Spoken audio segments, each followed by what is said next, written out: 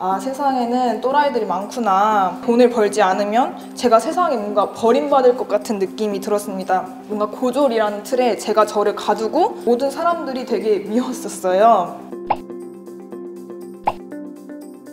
제 인생에서 최고 안정적인 상태입니다. 이제는 제가 저여서 너무 좋은 거예요. 내가 우물 안에 개구리의 코딱지 안에 살고 있었구나 이렇게 진짜 생각을 했었어요. 진지하게. 우연히 듣게 된 팟캐스트 인생 공부 덕분이었습니다. 지금 당장 실천해야 된다는 내용이었어요. 그래서 진짜 했어요. 뭔가 저는 너무 간절했던 거예요.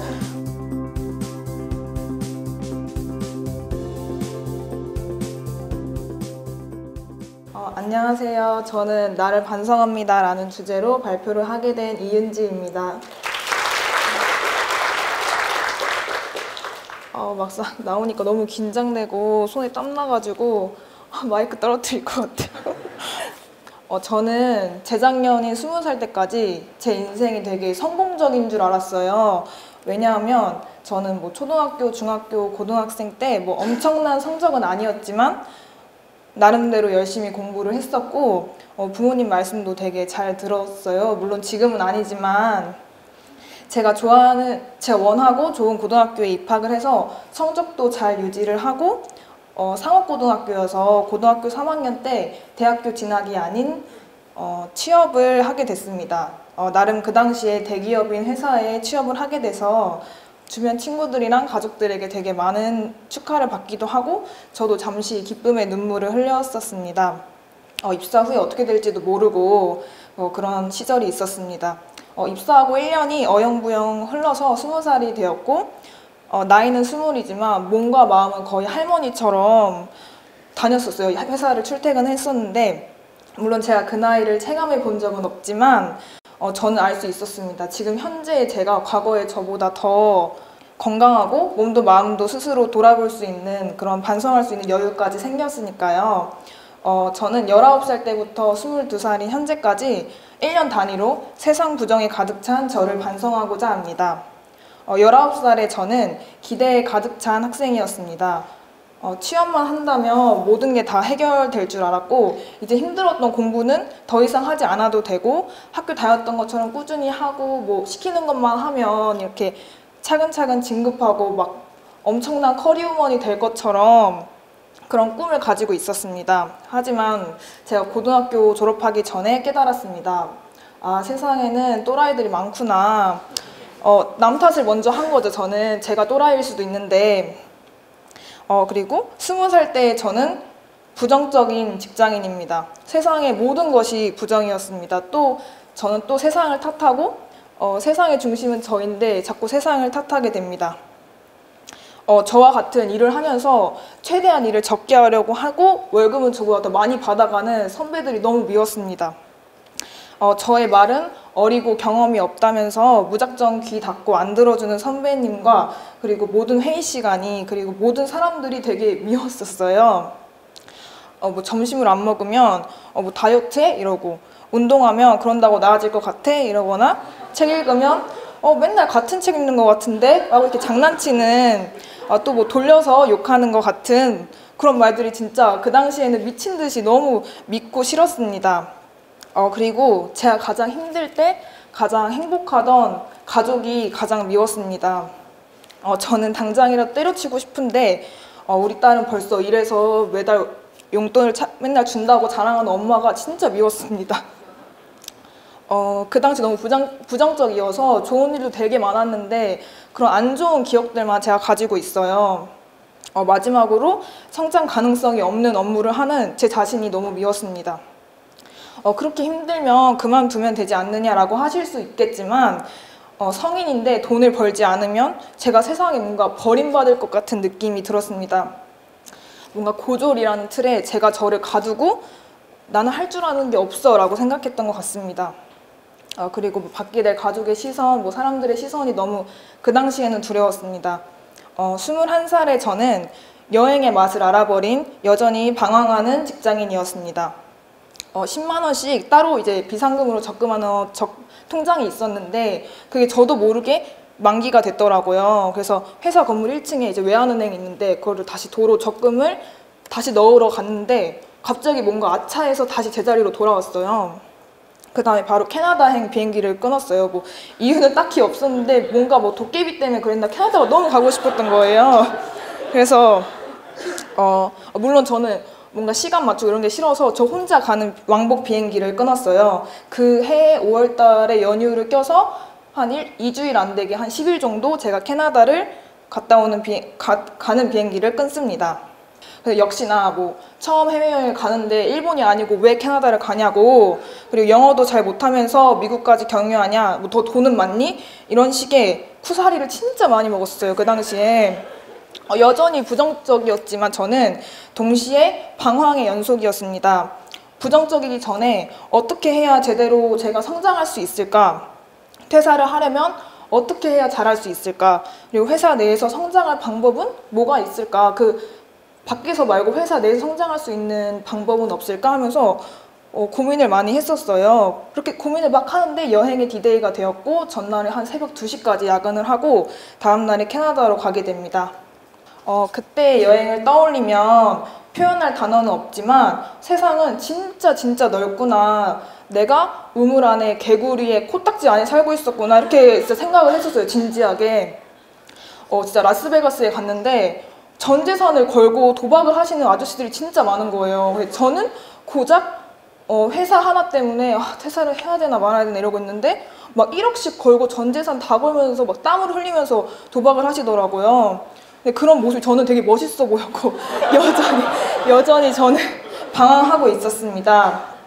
그리고 이제 여행을 하면서 우연히 만난 한국인 여행객들, 특히 30대 초반이신 분들을 많이 만났는데 그때마다 제가 여쭤봤습니다. 20살 때로 돌아간다면 어떤 걸 가장 하고 싶은지, 그리고 어떤 부분을 가장 후회하는지 물었을 때 거짓말 안 하고 모두가 다 공부를 한다고, 공부를 할 거라고 대답했습니다. 특히 영어 공부를 한대요. 영어를 못하는데 여행 간다면서 쿠사리를 먹었잖아요, 저는. 그래서 저는 되게 많이 충격을 받았습니다. 나이를 먹어도 공부하지 않으면 영어를 못하는구나. 되게 당연한 거지만 저는 너무 충격적이었어요. 뭔가 시간이 지나면 저절로 영어를 구사할 줄 아는 능력이 생기는 줄 알았나 봐요, 스스로가. 그리고 막 나이 들었다고 표현하는 그들에게 너무 충격을 받았습니다. 왜냐하면 제가 봤을 때는 너무 청춘들이었거든요. 22살 현재의 저는 제 인생에서 최고 안정적인 상태입니다. 회사를 그만둔 지 1년이 조금 넘었는데도 불구하고 제가 어제도 그렇고 엊그저께도 그렇고 갈 곳이 없는 백수예요. 근데도 너무 좋은 거예요. 하나도 안 불안하고 배우고 싶었던 영상을 배우고 이제 알바 같은 거 하면서 제작하고도 있고요. 평일 낮에는 그냥 카페에서 아무 눈치도 안 보고 여유를 부릴 수 있는 제가 너무 좋습니다. 그냥 이제는 제가 저여서 너무 좋은 거예요. 불과 몇 년 사이에 왜 이렇게 마음가짐이 달라졌을까요? 평소에 저라면 여전히 방황하고 일을 안 하면 불안해야 하는데 말이죠. 이유는 우연히 듣게 된 팟캐스트 인생공부 덕분이었습니다. 주제가 정확히 어떤 거였는지 기억은 안 나지만 지금 당장 실천해야 된다는 내용이었어요. 무조건 운동을 해야 한다는 이유와 함께 당장 그냥 들으면서 나가서 뜀박질을 하거나 그냥 누워서 플랭크를 하래요. 그래서 진짜 했어요. 뭔가 저는 너무 간절했던 거예요. 그리고 읽고 싶은 책이 있었는데 맨날 미루고 있었던 거를 당장 꺼내서 한 장만 읽었어요. 그냥 앞줄만.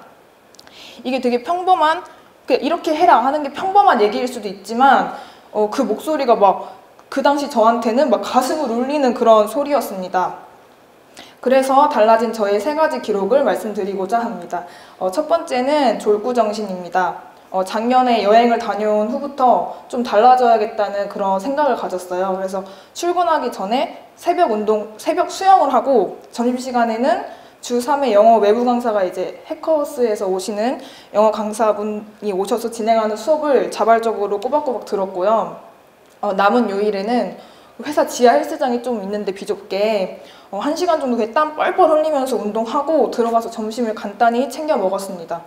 사실 이게 무기력을 스스로 이기기 위해서 시작했던 운동이 그냥 힘들어도 그냥 꾸준히 해서 제가 체력이 진짜 할머니 같았다고 했잖아요. 막 저질 체력에 막 지하철 타면 쓰러질 것 같고 막 그랬는데 체력이 너무 좋아진 거예요. 지금 밤을 새도 그냥, 물론 다음날에 자긴 하지만 밤을 새도 뭐 정말 손색이 없을 정도로 체력이 되게 좋아졌어요. 여전히 수영도 하고 운동 헬스도 하고 있고요.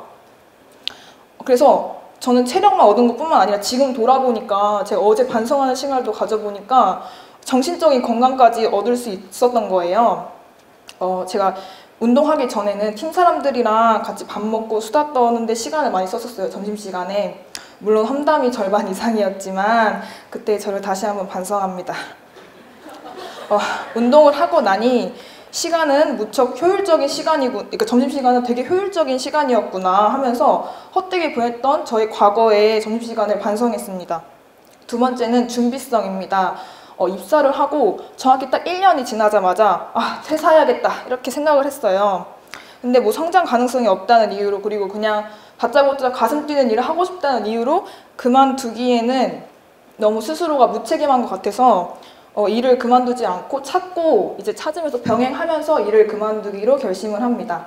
그 후에 이제 월급을 진짜 옛날에 돈 쓰는 거 되게 좋아했었어요. 뭐 이것저것 사고 막 이랬는데 먹는 것도 많이 먹고, 근데 월급의 60% 이상을 이렇게 적금을 해서 일을 그만두더라도 부모님한테 절대로 손 벌리지 않기로 했어요. 생활비도 안 받고. 그렇게 해서 한 2천만 원 이상을 좀 모았었어요.